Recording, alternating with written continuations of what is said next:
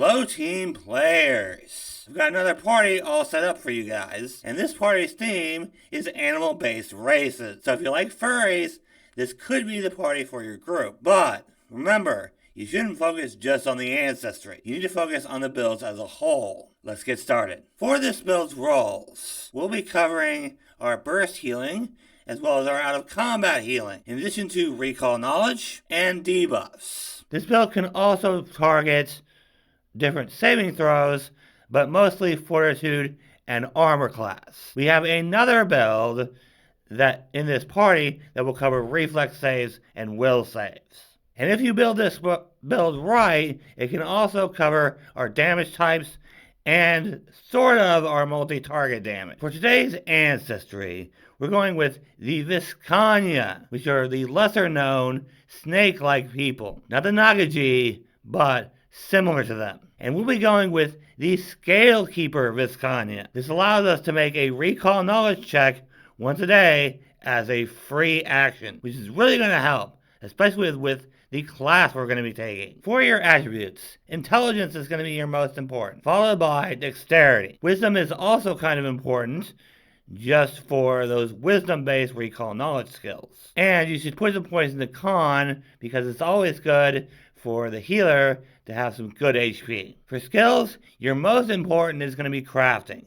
You'll be able to use that for a lot, especially since you'll be able to substitute that for your medicine skill. You don't really need anything else, but if you want to focus on recall knowledge, then those types of skills like arcana, nature, occultism, society, things like that are going to be important. But you're automatically going to be trained in crafting, so that needs to go up like every time you get a skill increase, and you can apply it to it. You may have figured this out already, but we're going to be taking the Trojan Alchemist as our class today. At level 1, there's two things that this does for us. First, it allows us to use crafting in place of medicine for all purposes, including prerequisites for feats. Second, it allows us to throw our elixirs of life as if they were bombs to heal creatures, with a range of 20 feet. We also get the formulas for two different healing items, in addition to what we get from alchemical crafting. There are other benefits too,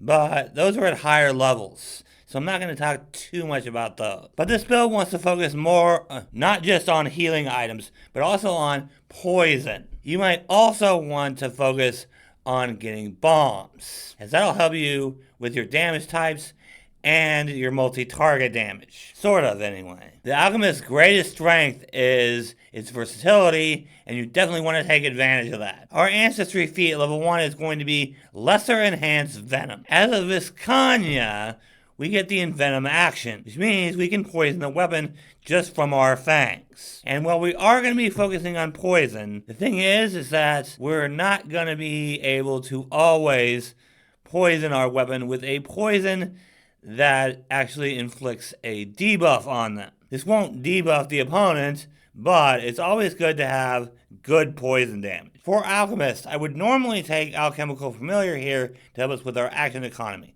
but it's actually more important for this build to take Far Lobber. This allows us to not only throw our bombs 30 more feet, but we can also use it with our elixirs of life, meaning we can be further away and still heal allies. At level 2, we're going to be taking Blowgun Poisoner. This allows us to deal poison damage to a target even if our weapon damage strike doesn't do any damage, as long as we're using a blowgun. There's also the fact that if we manage to get a critical hit, then the foe uses 1 degree of success worse than what they actually rolled against our poison. This works with our Vishkanya Venom and any poisons we make. In addition, if we are hidden or undetected when we use this, then we don't automatically become observed. We can instead make another stealth check against the perception DC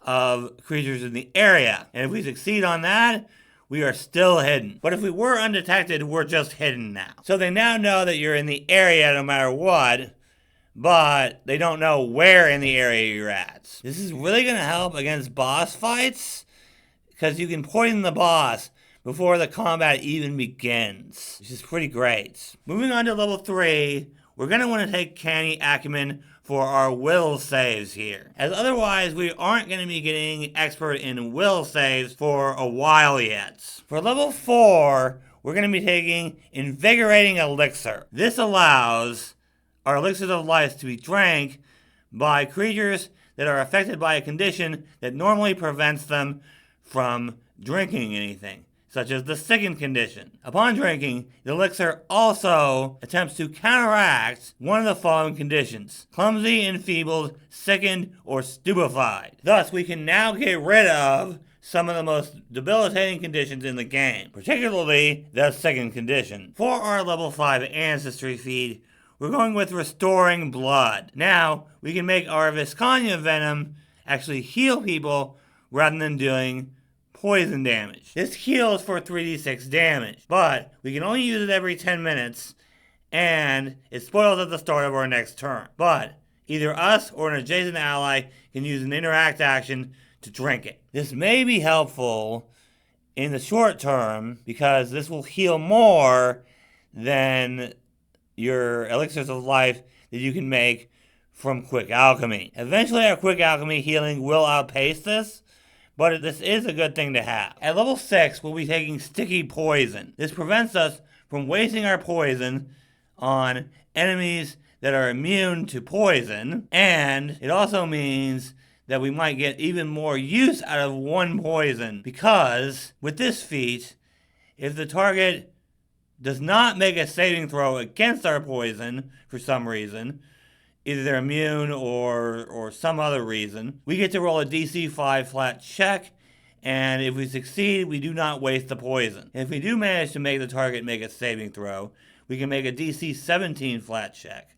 And if we succeed on that, then our poison sticks around. So we can keep using it, which is fantastic. You kind of have a choice at level 7 between either taking Toughness or Die Hard. As I've said before, these two feats and Canny Acumen are very, very good. Toughness is more hit points and easier death saving throws, and Die Hard is dying 5 rather than dying 4, which both are a pretty big deal. But whichever one you don't take here, you're going to take at level 11. At level 8, we're going to be taking Improved Invigorating Elixir. We can now choose for our elixirs to attempt to counteract physical or mental conditions. If we choose physical, we can get rid of the blinded, deafened, drained, paralyzed, or slowed conditions with our elixirs. If we choose mental, we can get rid of the confused, controlled, fleeing, frightened,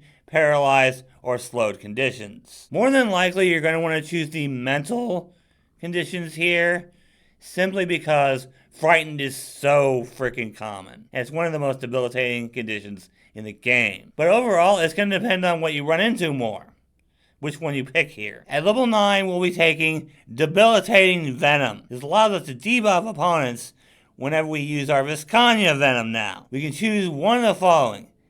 Either we can make our Vishkanya Venom lower their speed, or we can use it to make them off guard. And remember, our Vishkanya Venom always uses our class DC, which means it's always going to be relevant, no matter what. Unlike some of our other poisons that may go off of a set DC. This effectively means we always have a pretty good chance of debuffing the opponent. But remember, we only get one of these. We have to choose between either lowering their speed or making them off guard. We can't get both. Which one you pick here is going to depend on your campaign and what you're running this build with. I personally think the off guard is better, but you can pick what you want. And the last feat I'm going to cover in this video is Unstable Concoction. This allows us to increase the damage die of either our healing or our bombs by 1 step. This only affects the initial dice,